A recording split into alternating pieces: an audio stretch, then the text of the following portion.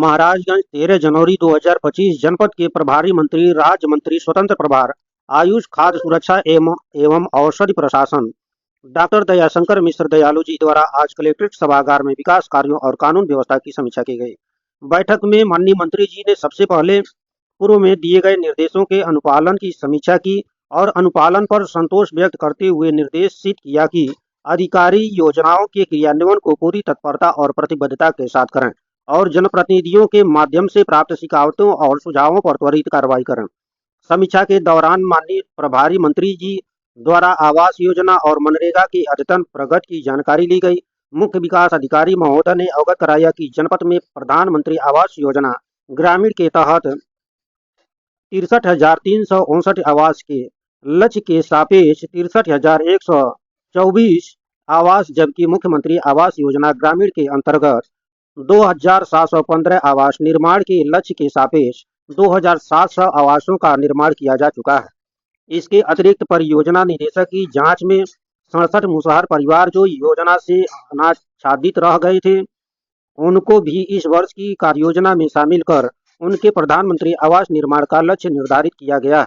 माननीय मंत्री जी ने निर्देशित किया कि आवास योजना के लाभार्थियों का चयन पूरी पारदर्शिता के साथ करें और कोई भी पात्र व्यक्ति आवास से वंचित न रहने पाए। स्वच्छ भारत मिशन फेज की समीक्षा करते हुए माननीय प्रभारी मंत्री ने शौचालयों का संचालन नियमित रूप से स्वयं सहायता समूहों के माध्यम से करने का निर्देश देते हुए कहा कि सामुदायिक शौचालयों पर प्रकाश और पानी की व्यवस्था को सुनिश्चित करें। उन्होंने जिला टास्क फोर्स के माध्यम से शौचालयों के आकस्मिक जांच हेतु भी निर्देशित किया। उन्होंने जिला कृषि अधिकारी को निर्देशित किया कि किसान पंजीकरण कार्य को तेजी करें।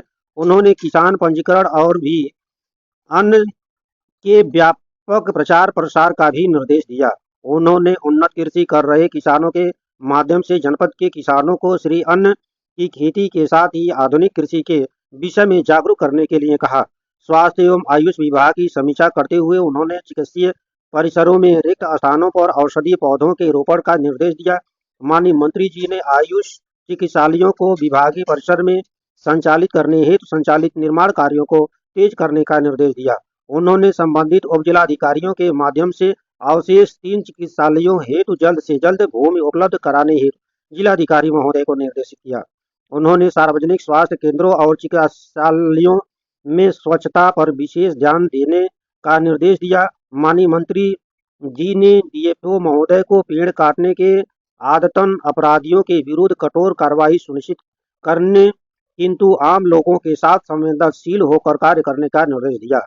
उन्होंने कहा कि सभी अधिकारी अपने विभागों में नवाचारों को प्रोत्साहित करें, जनपद के पारिश्रमिक और नए विचारों वाले उद्यमियों को आगे बढ़ाएं। कहा कि पर्यटन, कृषि, एमएसएमई जैसे विभागों में रोजगार की संभावना है और इन पर विशेष ध्यान दें। इसके उपरांत उन्होंने कानून व्यवस्था की समीक्षा करते हुए वर्तमान में तेजी से बढ़ रहे डिजिटल अरेस्ट और अन्य साइबर अपराधों के प्रति विशेष सजगता का निर्देश दिया। उन्होंने कहा कि इन प्रकरणों में गंभीर व्यक्ति क्षति होने की आशंका को देखते हुए बैंकों के साथ विशेष समन्वय रखते हुए वित्तीय लेनदेन को समय से रोकने के लिए उचित कदम उठाने का निर्देश दिया। कहा कि पुलिस महिला अपराध के मामले में जीरो टॉलरेंस की नीति का पालन करें। उन्होंने सामाजिक अपराधों पर अंकुश लगाने हेतु सामाजिक जागरूकता कार्यक्रमों को चलाने के लिए भी कहा। सड़क सुरक्षा के संदर्भ में यातायात नियमों के कठोर अनुपालन का निर्देश दिया और कहा कि भारत में सर्वाधिक मौतें सड़क दुर्घटनाओं में हो रही। माननीय मंत्री जी ने पुलिस को आम लोगों के प्रति संवेदनशील रहकर कार्य करने का निर्देश दिया। इससे पूर्व जिलाधिकारी और मुख्य विकास अधिकारी सहित वरिष्ठ अधिकारियों ने प्रभारी मंत्री सहित उपस्थित जनप्रतिनिधियों का स्वागत पुष्प गुच्छ भेंट कर किया। बैठक में माननीय जिला पंचायत अध्यक्ष श्री रविकांत पटेल, माननीय विधायक परिंदा श्री वीरेंद्र चौधरी, भाजपा जिला अध्यक्ष श्री संजय पांडे, पुलिस अधीक्षक श्री सोमेंद्र मीणा, डीएफओ श्री निरंजन सुरवे सहित सभी अधिकारी गण उपस्थित रहे। इसके उपरांत जिला क्रीड़ा स्टेडियम में उन्होंने बहुउद्देशीय हाल में चल रहे निर्माण कार्य को देखा। इसके उपरांत उन्होंने jogging track, volleyball court, tennis court का भी निरीक्षण किया। माननीय मंत्री जी ने निर्माण कार्य को तय मानकों के अनुरूप कराए जाने हेतु निर्देशित किया। उन्होंने स्टेडियम में चल रहे जल निकासी की उपयुक्त व्यवस्था सुनिश्चित करने के लिए भी कहा। ताकि जल जमाव से निर्माण की गुणवत्ता प्रभावित न होने पाए। इसके उपरांत उन्होंने विशेष समेकित विद्यालय धनेवा धनई को देखा और शैक्षणिक सत्र के विषय में जानकारी ली। मुख्य विकास अधिकारी महोदय ने अवगत कराया कि वर्ष 2024-25 का शैक्षणिक सत्र विद्यालय में संचालित किया जाएगा। माननीय मंत्री जी ने कक्षाओं के शुरू होने से पहले मुख्य भवन का नए सिरे से रंग रोगन कराने जो कमियां हो उन्हें दूर करने हेतु निर्देशित किया।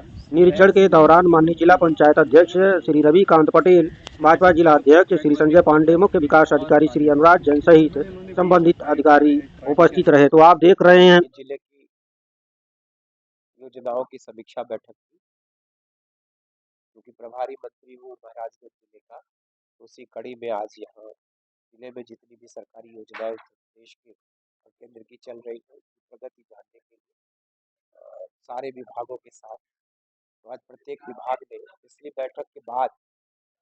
बैठक का जो एजेंडा होता है उसको भी वो लोग जो चीज़ें होती है उसको कंप्लीट कर लेते हैं।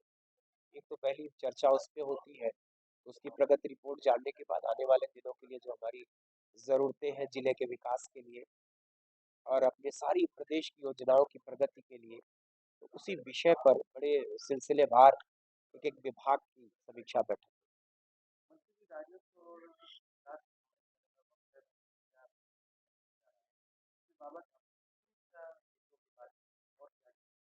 सिर्फ राजस्व और विकास नहीं, बहुत सारे एसडीआरएस के मामले में, क्राइम के मामले में महाराजगंज बहुत चीज़ों में अव्वल है, आगे है, इसकी रैंकिंग बहुत अच्छी है। तो मुझको लगता है कि इसको और कैसे बेहतर बनाया जाए। हम अगर आज किसी चीज़ में तीसरे स्थान पर है तो हमारी लड़ाई है कि हम प्रदेश में नंबर 1 हो जाए।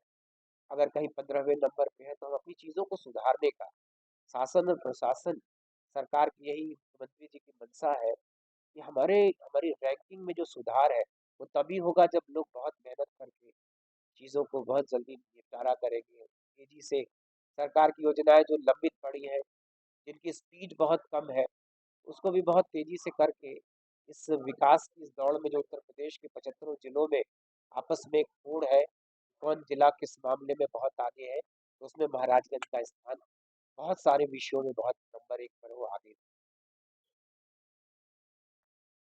प्रस्थान करते समय बिशुनपुर भड़ेहर निवासी सुनील पटेल द्वारा कोटेदार स्वामीनाथ के खिलाफ प्रार्थना पत्र दिया गया, जिसको गंभीरता पूर्वक मंत्री जी प्रार्थना पत्र को पढ़े तथा अपर जिला अधिकारी पंकज वर्मा को सौंपते हुए जांच कराकर कानूनी कार्रवाई करने का निर्देशित किया।